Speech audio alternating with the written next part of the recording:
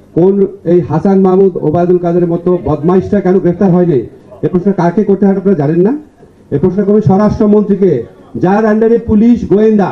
আমার আন্ডারে কি পুলিশ গোয়েন্দা? হাসান মাহমুদের মতো একজন কুখ্যাত তথ্যমন্ত্রী কিভাবে পালিয়ে গেল? আমি জানতে চাই ওবায়দুল কাদেরের মতো একজন কুখ্যাত লোক কিভাবে পালিয়ে গেল? এটা তো একটা বিপ্লবী সরকার। আপনি এক জায়গায় দাঁড়িয়ে কথা বলুন, একটা জায়গায় দাঁড়িয়ে কথা বলুন। এটা তো একটি বিপ্লবী সরকার। বিপ্লবী সরকার তো বিপ্লবের ট্রেন্ডেই চলবে। এটা রেগুলার সরকারের ট্রেন্ডে চললে তাহলে তো এটা বিপ্লবকে ধারণ করতেছে, এটা তো মনে হয় না। আমরা সাধারণ জনগণ বিপ্লবকে ধারণ করছি। আরেকটি বিষয় যে এই 15 বছরের আন্দোলনে আমাদের জাতীয় নেতৃবৃন্দ আছে। 15 বছরের আন্দোলনে গায়েবী মামলা বিএনপির নেতা কর্মীদের বিরুদ্ধে হয়েছে বিদায় কি এই মামলাগুলো এখনো পর্যন্ত উইথড্র হচ্ছে না রাষ্ট্রীয়ভাবে? এটা আমার জানার বিষয়। আপনার প্রশ্নগুলো আমরা বুঝতে পারছি। Thank you. আমি একটা জিনিস ক্লিয়ারলি বলতে চাই, কোন এই হাসান মাহমুদ ওবায়দুল কাদেরের মতো বদমাইশটা কেন গ্রেফতার হয়নি, এ প্রশ্ন কাকে করতে হয় আপনারা জানেন না? এ প্রশ্ন করবেন স্বরাষ্ট্রমন্ত্রীকে, যার আন্ডারে পুলিশ গোয়েন্দা। আমার আন্ডারে কি পুলিশ গোয়েন্দা? এখন আপনি যদি বলেন সরকারের একজন হিসাবে ঠিক আছে, এটা আমাদের কালেক্টিভ ব্যর্থতা।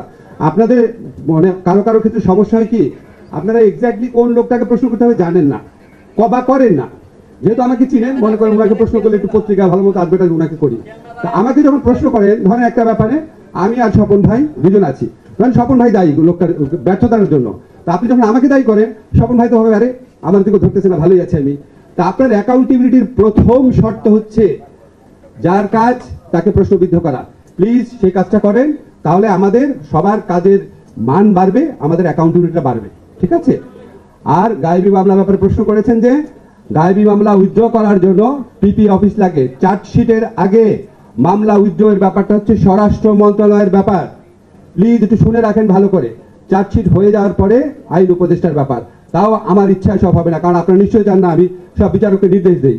আমার করতে হবে পিপি অফিসের মাধ্যমে। আমাদের এখানে শেখ হাসিনার সাথে সাথে সমস্ত পিপি পালা গেছিল কিনা বলেন? এখন পিপিদেরকে নিয়োগ না দিয়ে আমি কিভাবে কাজ করব? পিপিদেরকে নিয়োগ দেওয়া হয়েছে 4,500 পিপিকে।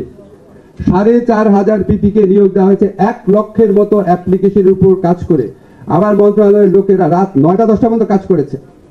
এখন এই কাজগুলো তো সব চোখে দেখেন না। এখন পিপিরা নিয়োগ পেয়েছে। আমরা যেদিন পিপি নিয়োগ কমপ্লিট হয়েছে সেদিন ঢাকার বাংলাদেশের সমস্ত পিপিকে চিঠি দিয়েছি, যেই সমস্ত গায়েবী মামলা আছে ক্রাইটেরিয়া নির্ধারণ করে চিঠি দিয়েছি। এগুলি সবকিছু আইডেন্টিফাই করে আমাদেরকে জানান। 7 দিন টাইম দিয়েছি, আজকে পর্যন্ত হিসাব দিয়েছি। 51টা জেলা থেকে পেয়েছি, 13টা জেলা বাকি আছে। প্রথমত আমার লিস্ট লাগবে। তো আমাদের হয় কি, আমাদের একটা কমিউনিকেশন গ্যাপ হয়ে যায়।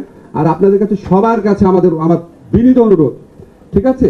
ধরেন বেগুনের দাম বাড়লো কেন, এটা যদি আমাকে জিজ্ঞেস করেন তাহলে বেগুনের দাম বাড়ানোর দায়িত্ব যে মন্ত্রণালয়ের, উনি ভাবে আরে আমার তুমি জিজ্ঞেস করে না। আমার কাজে আমাকে জিজ্ঞেস করে শেষ করে ফেলেন, অসুবিধা নাই। বাট প্লিজ প্রথমে জানার চেষ্টা করেন আইন মন্ত্রণালয়ের দায়িত্ব কি, তারপর আমাকে যা ইচ্ছা প্রশ্ন করেন, কোনো অসুবিধা নেই।